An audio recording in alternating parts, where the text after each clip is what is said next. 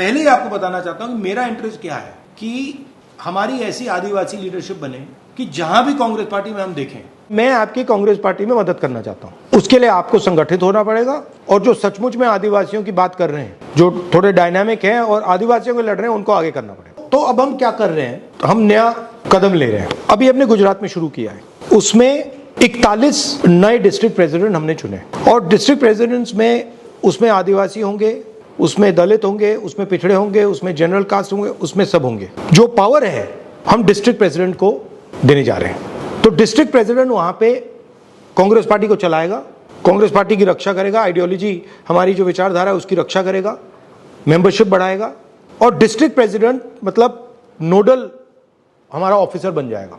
और हम ये 700 हिंदुस्तान के हर डिस्ट्रिक्ट में कर रहे हैं। क्योंकि एक प्रॉब्लम आती है, जब अहमदाबाद से डिसीजन लिया जाता है या दिल्ली से लिया जाता है तो बनासकांठा का मतलब उसमें कुछ होता ही नहीं है।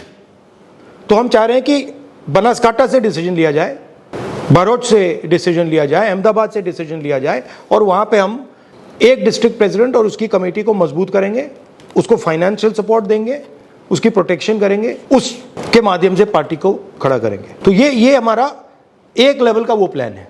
दूसरी बात हमने की है कि हमने इनको आदिवासी यूनिट का चेयरमैन बनाया है।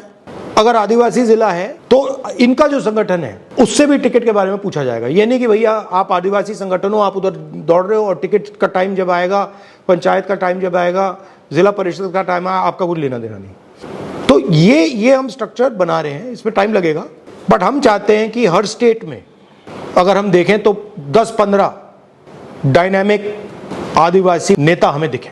जो आदिवासी खुश नहीं है बिकॉज उसके पास जो उसकी प्रोग्रेस होनी चाहिए थी, जो उसका विकास होना चाहिए, उसको नहीं मिला। तो अगर आप उससे कहोगे यार देखो हमने ये किया वो कहेगा हाँ यार वो तो सब ठीक है मगर मेरी हालत देख जी। तो हमें फ्यूचर की बात करनी है, हमें कहना है कि देखो भैया हम आपके लिए ये और ये करने जा रहे हैं। अब आप बोलिए।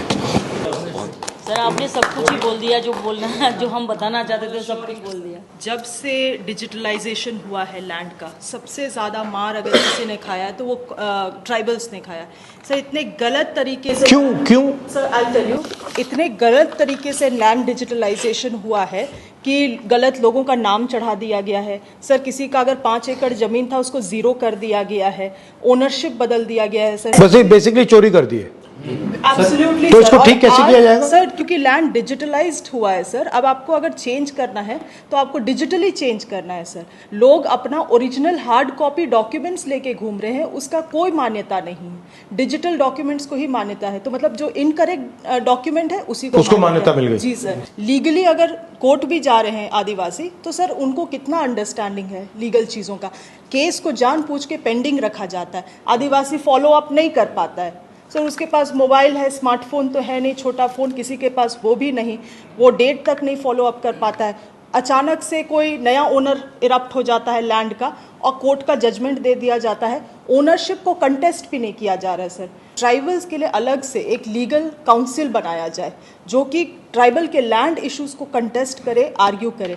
सर आज आप भी जानते हैं कि कोर्ट में कौन बैठे हुए हैं सर और कौन हमारा भला चाहता है। So that is a major issue sir वहाँ पे, क्योंकि लैंड है।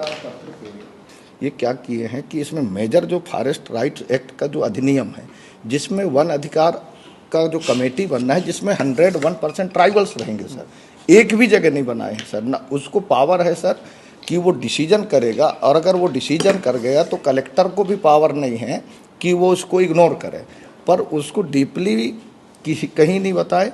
और ये पूरा प्रदेश में, चाहे झारखंड हो, चाहे उड़ीसा हो, चाहे महाराष्ट्र हो सर, ट्राइबल्स की जो लैंड्स है आपने अभी रोका सर, नहीं तो ये तो वनों को प्राइवेट लोगों को दे रहे थे। आपने एक पूरे देश में जो आदिवासी के अर्थ वाली बात की कि आदिवासी का मेन मीनिंग क्या है।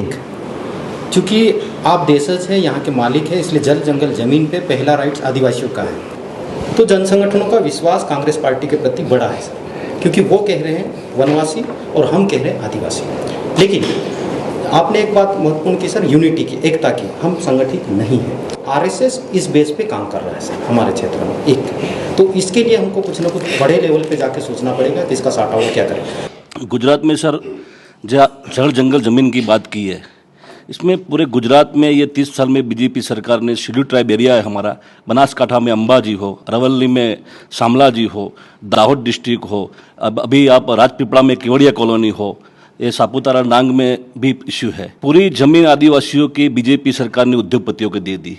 इसके लिए हम लड़ते हैं, कोर्ट में भी लड़ते हैं। लेकिन आपने जो बोला है कि 2027 में गुजरात में कांग्रेस की सरकार को लाके भाजपा सरकार को उखाड़ के फेंक देंगे। जहाँ जहाँ पर सर शहरीकरण हो रहा है उनकी जमीन लगातार सर खत्म होते जा रही है सर। इस पे हम कैसे रोके, कैसे इसको रोके, कानून को कैसे हम प्रभावी करें सर, प्रभावी रूप से हम कैसे कानून को लागू कराएं सर, ये हमारे लिए बड़ा चैलेंज है सर। और आदिवासियों को सिर्फ कांग्रेस पे ही विश्वास है सर, क्योंकि उनके जंगल जमीन की बात कांग्रेस ही करती है। आरएसएस तो उसको वनांचल कह रही है सर, आरएसएस तो उसको वनवासी कह रही है, आरएसएस उसको हिंदुत्व की ओर सीधे ले जाना चाह रही है, उसका वजूद को ही समाप्त करना चाह रही है।